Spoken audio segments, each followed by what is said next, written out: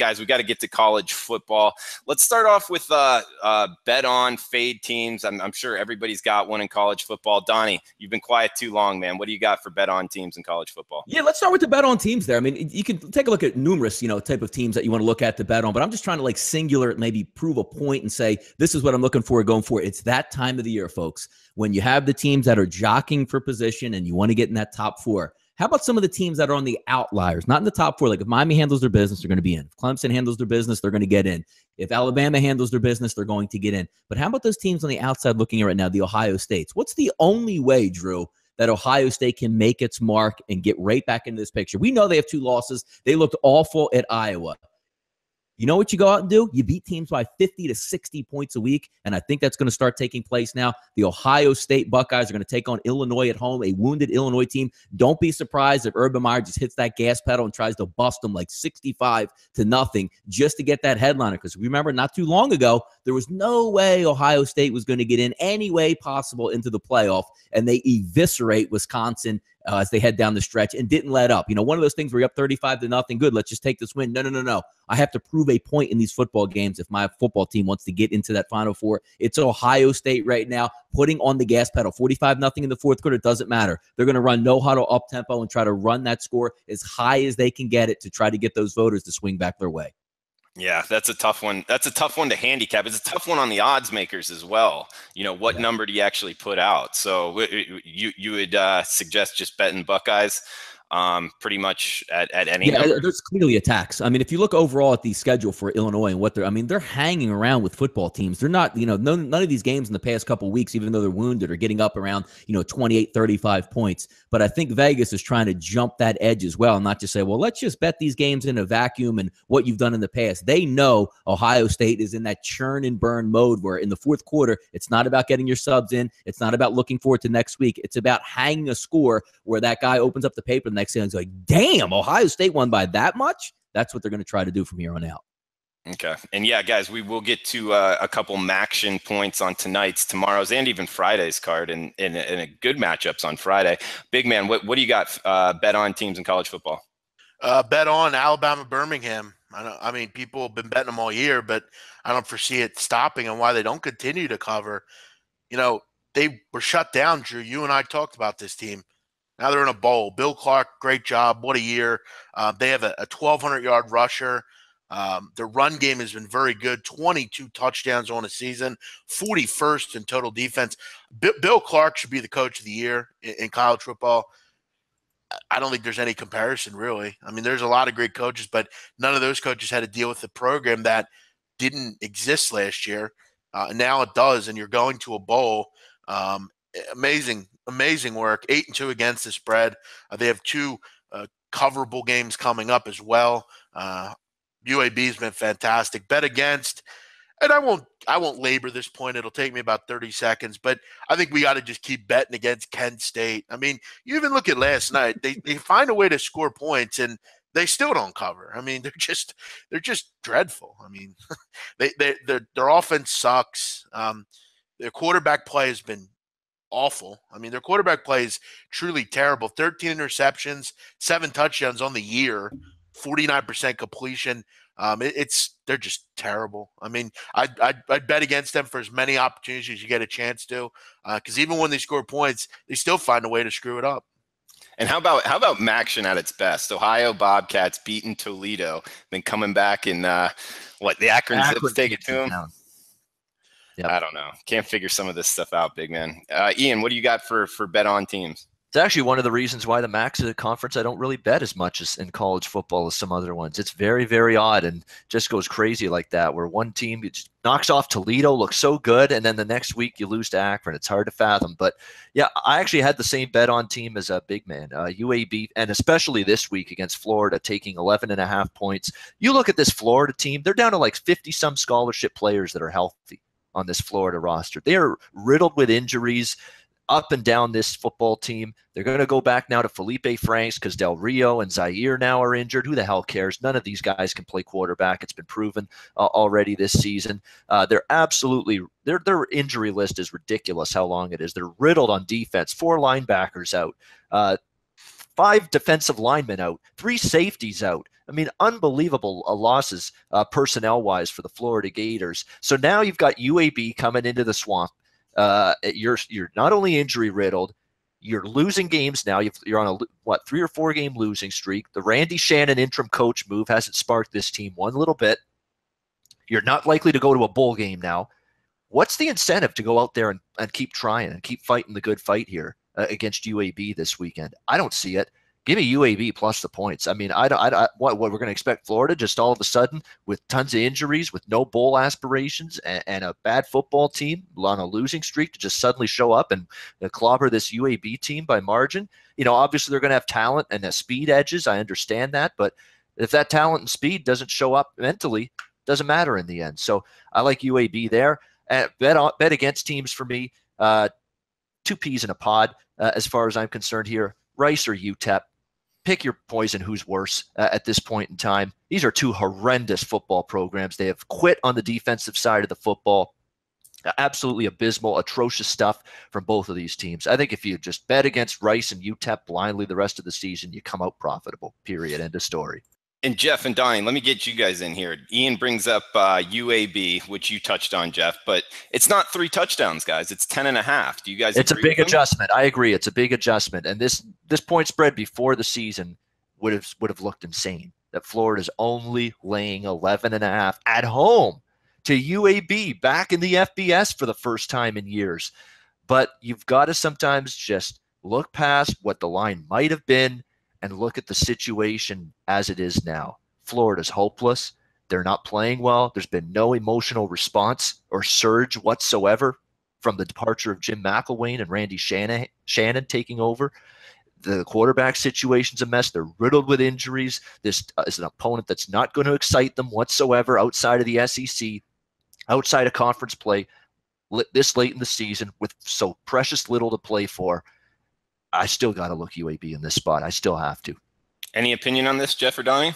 Yeah, I mean, I think it also adds in the fact of how excited are these UAB players going to be going into this atmosphere. You know, you have Florida, a big SEC team. They're not playing well at all. I've said it all year. This team sucks. They have no talent. They have limited depth. Their coach is a moron. They stink. They're 1 notch below Tennessee. That's what they are. They're not that good defensively this year. Lately, they've been awful, stopping anyone. They're giving up 38 points over the last 3 games. And not for nothing, they're not a particularly good run defense either. I think they're 90th in the country against the run.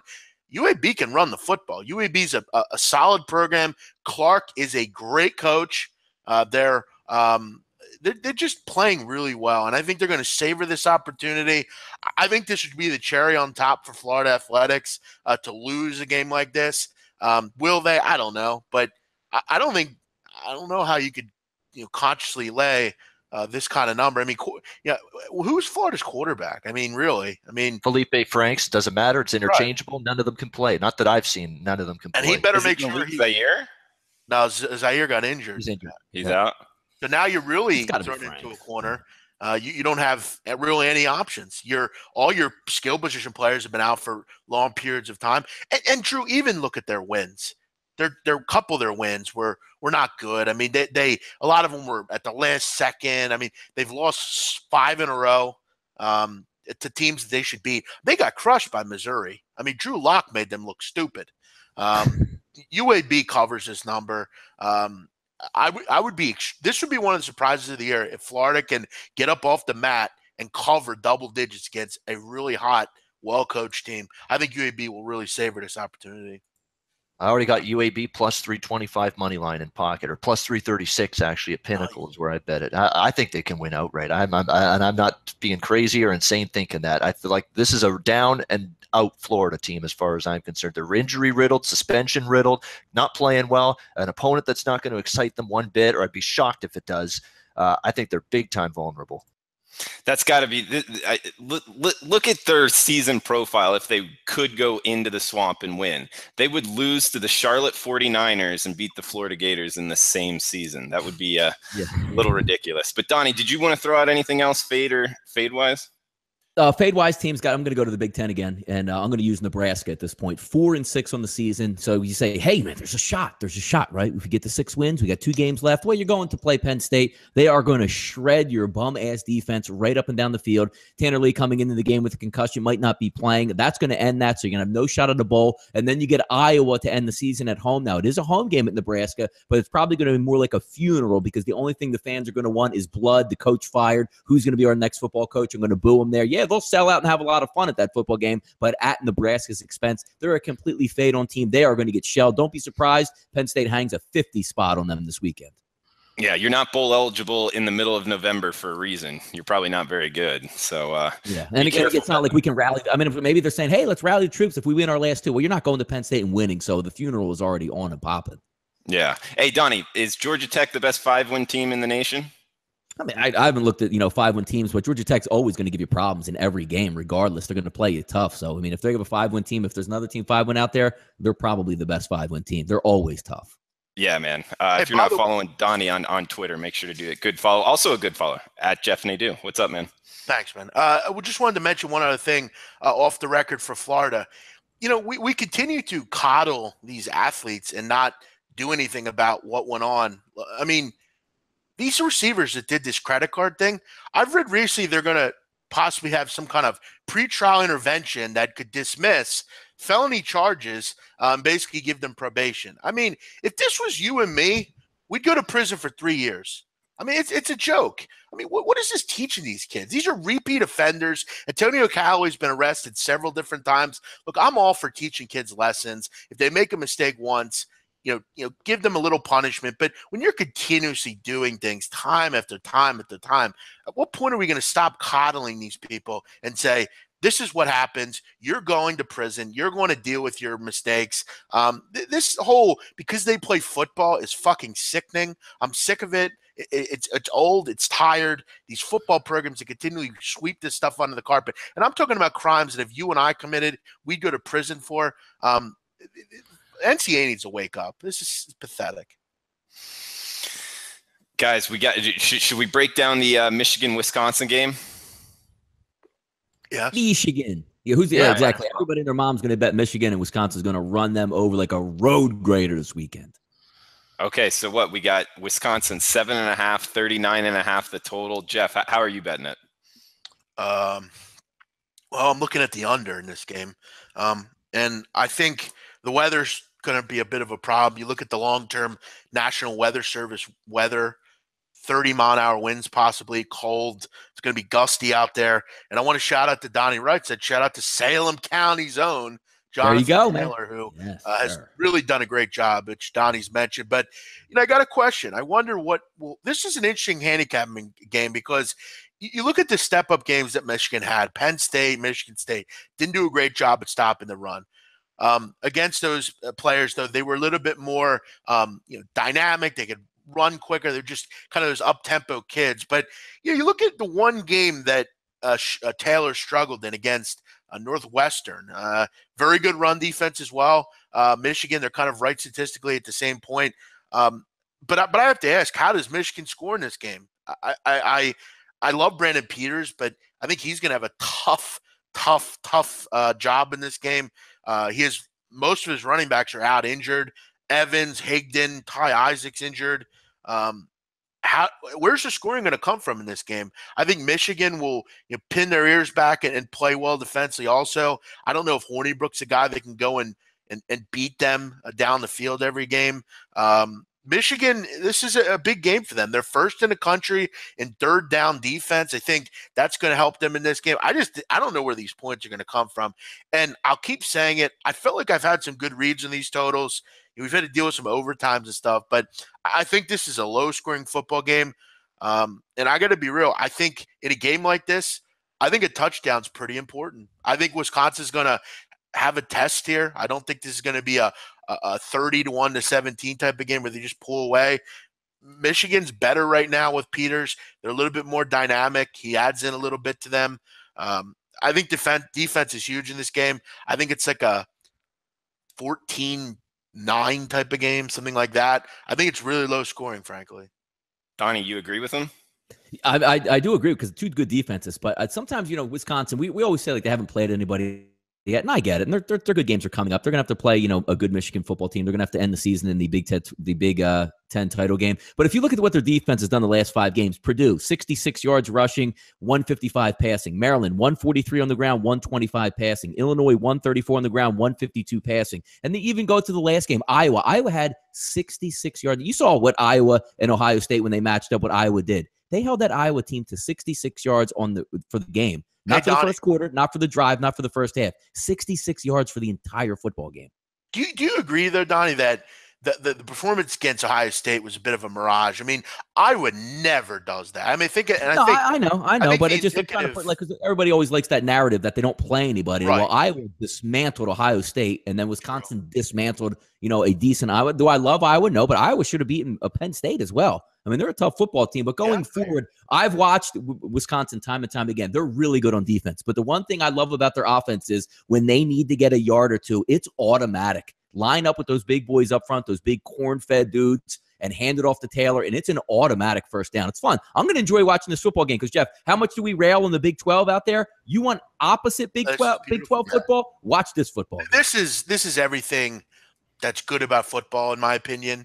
You have two teams that are tough on defense. They just fly around. They're big, bruising kids. This is great. I'll really look forward to this one. Who can outmaneuver each other? Who has the better special teams? Things like that. The kicker could be important in this game. Quinn Nardine, remember Jim Harbaugh stayed over his house to get him recruited. That could be big in this game. Field goal kicker. This will be the anti-Big 12 game with the pinball machine. No pinball machine in Camp Randall this weekend. I can guarantee you that. Yeah, you're totally right. Guys, what about Maction or weeknight football? Any strong opinions on this? We got the MAC is the MAC. I mean, last night, if you were to watch the recap there, I gave a pretty damn good breakdown of Ohio and was absolutely 100% wrong on the way Ohio would play. The only thing I got right was Nathan Rourke, who really struggles as a passer. I needed him to hit a couple big shots to open up the running game. He didn't do any of that and looked terrible. But my favorite thing, forget about tonight's games. We have plenty of time to talk about those later. But if you go back to last night, the MAC is one of the few conferences where more than 50% of the time your backup quarterback will play better than your starter. That's why it's Maction, man. Cato Kalin played well last night.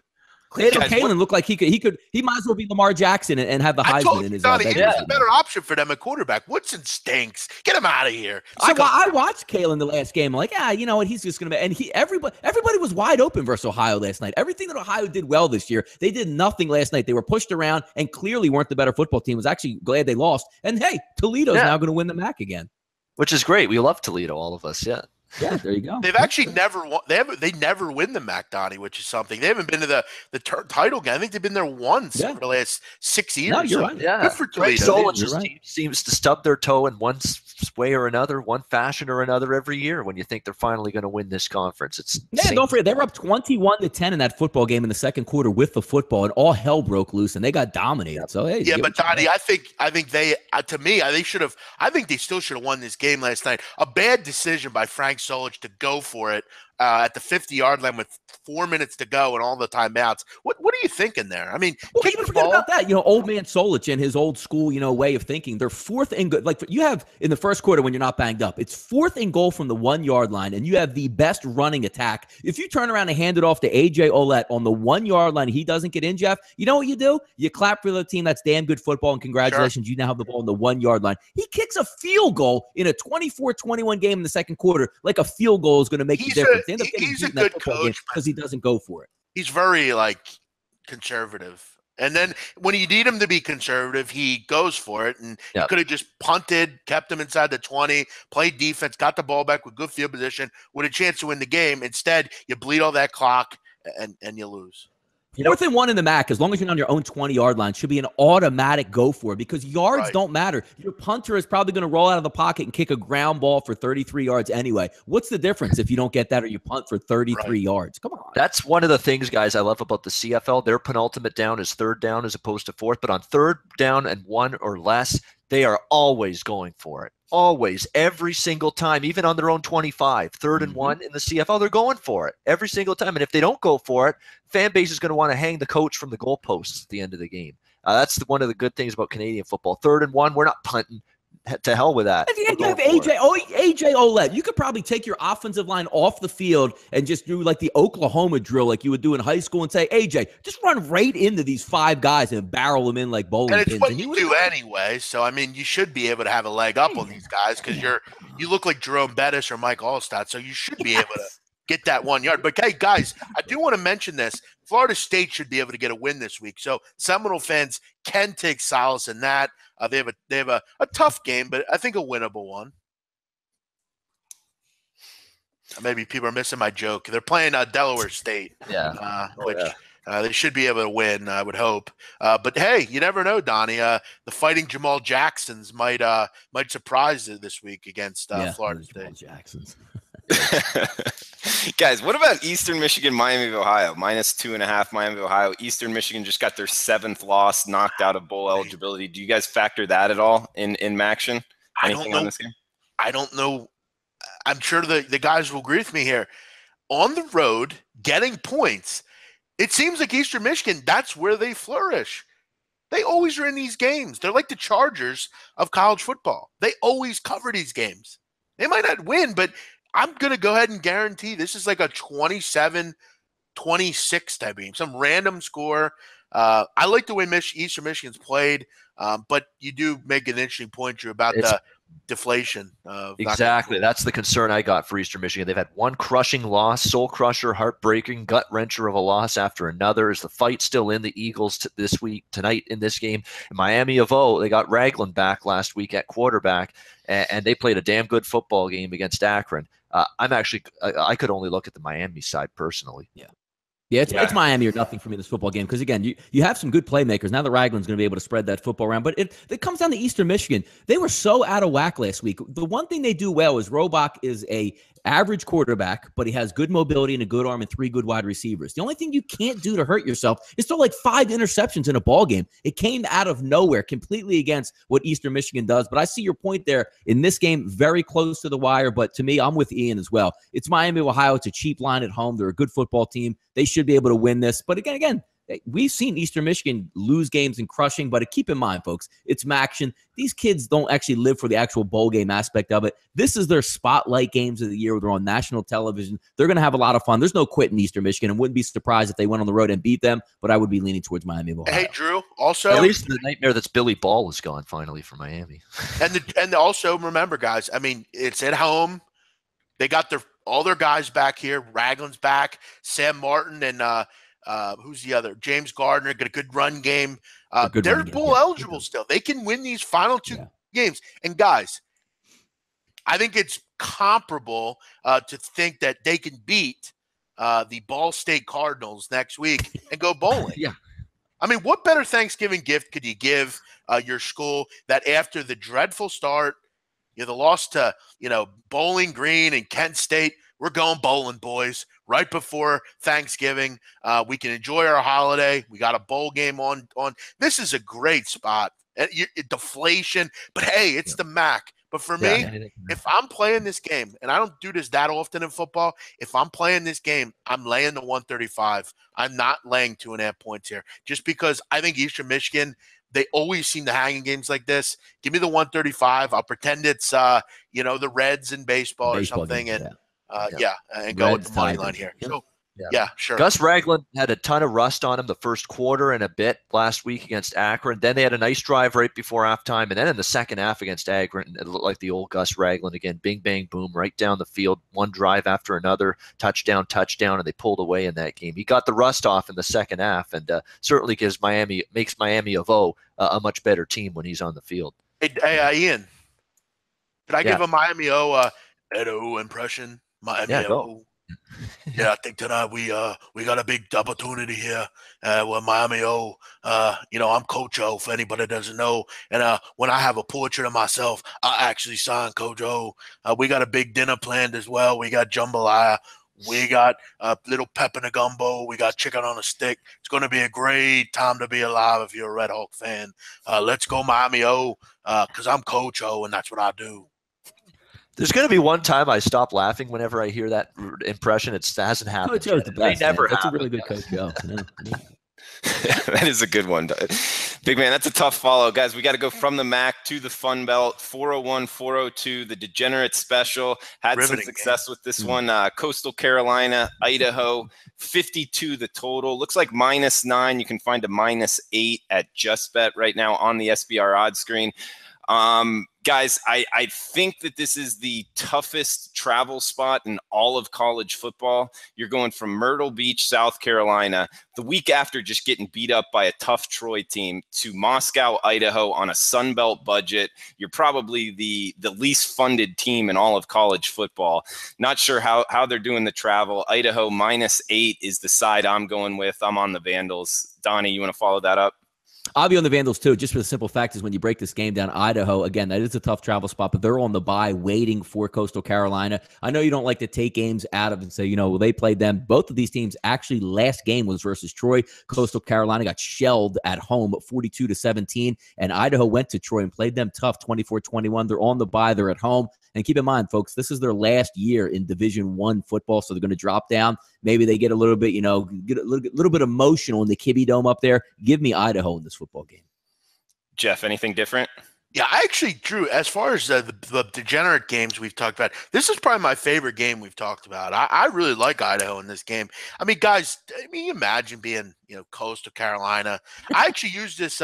It's interesting you pointed this game out, Drew. I used this angle last year when taking Wyoming in the CBI, I believe it was, against Coastal Carolina. It was a dreadful spot. I mean, Laramie's very tough. You look at Moscow. 2,580 feet above sea level, pretty high. Definitely not where Coastal Carolina is particularly ready to play. They're off of bye, Idaho. They got 3 games left. They have 3 wins, so you still have your opportunity. You're leaving Division I, which Donnie pointed out. And quarterback Tyler Keene's out for Coastal Carolina. Yeah. Idaho's been good against the run, which I think you have to be against Coastal. They've covered 16 of 21 against Sunbelt opponents, 4 or 5 this year. They like these opportunities. I think Drew makes a great point about the travel here.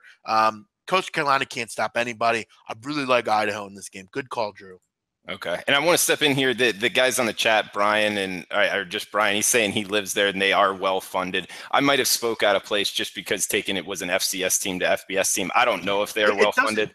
The point of the matter is, Drew, it doesn't matter if they're funded or not. The point of the matter is there are very few hotel opportunities in Moscow, Idaho. I don't care how much money you have. You're going to be staying at the Best Western in Moscow on Pullman Road. And you're not flying out on Wednesday, Jeff. We can get acclimated. Like, you're probably flying out the last available flight damn near on Friday. You're going to basically get off the plane and play a football game. You're 1-9, so who cares about if you win or lose? It's just a terrible precedent to set. It's not a good spot for the team. They're not winning anything. This team has everything to play for.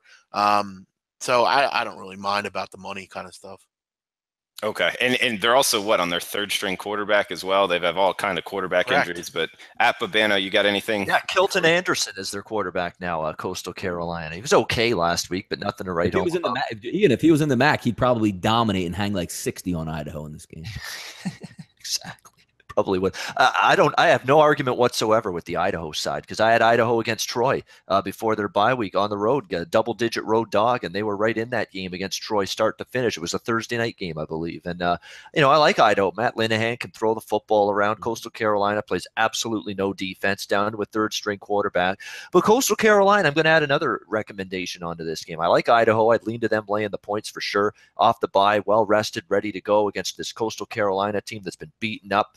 That's now on a 9-game losing streak. You look at their last several losses, most of them have been by 8 points or more. So it's a team that has been losing by margin. Idaho definitely capable of beating them by margin, but Coastal Carolina is an over machine, all because of their defense. 8-2 to the over this season. It's a reasonable number. You see Coastal Carolina in the 50s on a weekly basis, and they keep flying over those numbers for the most part. So not only do I recommend Idaho here, but I'd recommend over the total too. I think Idaho can hang a crooked number, and Coastal Carolina can do just enough to help get that over 52. All right, guys, let's get into best bets. Jeff, you want to start us off? You have a best bet for the roundtable? Yeah, I do. I'm going to go tonight. I'm going to take a look at Bookmaker, game 761, 762, all over UNLV in this game.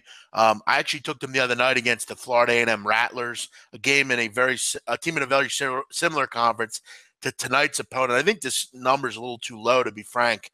I think Prairie View A&M is going to have a ton of trouble in this game. UNLV, I'm high on this year, and there's a lot of reasons why. I love Marvin Menzies. I think he's going to do a hell of a job with UNLV. He's able to recruit, and you look at what he did this year. Brought in Brandon McCoy, who was a top 15 recruit. They have so much size on this team. I mean, the Rebels are big. You look at A&M, Prairie View A&M, they have one player over 6'4". I think they're at a significant disadvantage in this game, and the talent advantage just isn't there. I don't know why this spread's not 22, 23. UNLV is a good basketball team. They're a team that I think is going to have a massive, value going forward. Many people aren't high on them. They kind of look at last year. This is a talented basketball team at home. They've only played one game this year. I don't think they're in any sort of time, or energy saving kind of games here. I think they win this game by 30 points. Prairie View A&M's a SWAC team. They're not a good SWAC team with limited talent. And if you know anything about SWAC and MEAC teams, you talk about under money, no money. I mean, I think it's a crime what these teams have to deal with as student athletes. I mean, they're just at a total disadvantage in games like this. I think UNLV goes in and pounds Prairie View A&M tonight. I'll lay the 17.5 at Bookmaker. Okay, minus 17.5 on the running Rebels of UNLV for big man. Ian Cameron, what do you have for best bets? Well, I wanted to do this because this is the first roundtable show that we've had where we've had college basketball on the betting slate. So I'm going to have a college basketball best bet for tonight. Let me just make sure we get the rotation right because we got it queued up here. All right, here we go. All right. Jacksonville State taking on Buffalo. We're taking the road team here. Jacksonville State plus 2.5 against the Buffalo Bulls, 747. I think the MAC is down this year. I don't think Buffalo's as good this year. They escape past Canisius their last game. Canisius turns around and gets whacked by Air Force last night. Jacksonville State absolutely pounds Richmond in their last game. Jacksonville State that was in the tournament last year too. This is a good Jacksonville State Gamecocks basketball team out of the Ohio Valley. They can absolutely score. The basketball, tremendous in that regard in terms of being able to put up points. Very good backcourt, very good 1-2 punch. They've got a big man in the front court as well that's been an imposing force for this team. Norbertus Giga is a guy that you're going to want to watch out for here with this Jacksonville State team. Very, very impressive player. I don't think Buffalo's they're still a very good MAC team, but I think that conference as a whole in college basketball is not as good this year. I like this Jacksonville State team. And if this game's close late, we have a massive edge at the free throw line for Jacksonville State. Jacksonville State shooting 77% from the free throw line, 65% for Buffalo. That will matter in a competitively priced game like this. Let's take Jacksonville State plus 2.5. I think they win outright. That'll be my best bet. All right, Jacksonville State plus 2.5 for Ian Cameron. Ian, where is Jacksonville State? Jacksonville State. I'm terrible with the locations of these. Bam, right? No, Alabama. It's not Florida. I know that. It's that's the easy thing to say. It's Alabama. Yep. It is okay because when you said Jacksonville State, I'm thinking it's in Jacksonville, Florida, and then you say Ohio Valley, and that there actually is at Jacksonville University out of the Atlantic Sun in Jacksonville. In Jacksonville, Florida. Exactly. Yep. And then there's Jackson State as well, which is a SWAC team. Okay. Well, thanks, big man, for clearing that up. See, I know the teams and the coaches and the personnel, the locations, it gets a little foggy sometimes. I'm willing to bet, guys, all of you, that there's not one team you could stump me on where it is in the country. I'm confident that I will not get one wrong. Very confident. I can believe that. Big man eats, sleeps, and breathes college hoops. So I just love geography, Donnie. You know that. A geography master, yeah. Let's all think of one this week and get him on the roundtable next week. Not going to happen. You won't. Baffle the big man did not go well for people trying to baffle me. It didn't go well. I'm the king. And would you know the city, or are you just saying the state? I think I'm confident that I know the city as well, but the state is a complete layup. Where's Idaho State? Idaho. Yeah, but if you're saying the city, Pocatello. I don't know. No, come on, Jeff. Think Russia. Idaho. Moscow. Yeah, Moscow. Not Idaho State. Oh, my bad. Coeur d'Alene. Okay. I don't know. We'll figure this out on the next roundtable. Donnie, what do you got for best bets, man? Best bets, keep it short and sweet. 367, 368 college football. Name the score on this one for Urban Meyer and the boys. The over-under right now sitting at 54, 54.5, depending on where you're shopping at. I'm going to bank on Ohio State getting 50 of these. If you just need to cover this over-under, can the Illinois Fighting Illini just get 7 points in this game? Because Urban Meyer will run this up, head out, and eat some Papa John pizza right on a golf cart after this game and see his team hanging 50-plus points in this one. You just need the Illini to get you 7, whether it be a fumble return, an interception, a couple missed tackles out there, because they're going to get the ball 20 times because Ohio State's going to run up and down this football field. Give me 7 from the Illini. You'll cover this over-under with ease. Okay, so over on 54 on the Buckeyes? Yes. There you go. And I will follow it up with MTSU Western Kentucky on Friday. I'm going with the under of 59. Both teams playing with less pace of late. Since Stockstill's been back, they've actually been running the ball more. They've been playing better. But so I'm going under 59.5 at 5 dimes right now. So we got Jeff on UNLV minus 17.5. Ian, Jacksonville State plus 2.5. Donnie, Ohio State over 54 versus Illinois. And I will be on the MTSU Western Kentucky under 59.5. Guys, great show. Remember, new scheduling next week. We got Jeff and Donnie mornings, 10 a.m. Also, Low Shack in the Bag going at noon, and then again at 6. Anything you guys got on the new schedule? I just want to mention one thing, Drew. We've not on the new schedule, but I want everyone take a look at what we're doing on the soccer shows. We're up next at 2:00 Eastern. As a collective unit, we're up 115 units on the season. It's all documented, tried and true. We all have our bets in the program. We're killing it. Come take a look at what we're doing. 2:00, all of us right here on SBR, coming up in about 12 minutes. Awesome, man. All right, guys. Well, thanks for the content. Thanks for tuning in. We'll be back next Wednesday, 12:30 Eastern time. Hey guys, thanks for tuning in to our channel. Now, we've put a lot of work into producing all these free videos, so please help us out and keep all our content free for you forever by simply liking, sharing, commenting, and subscribing. Now, not to mention, a visit to our industry-leading website will warm the hearts of all our SBR employees, especially myself. Now, the links are over there to the left, so do check those out. Thanks for watching.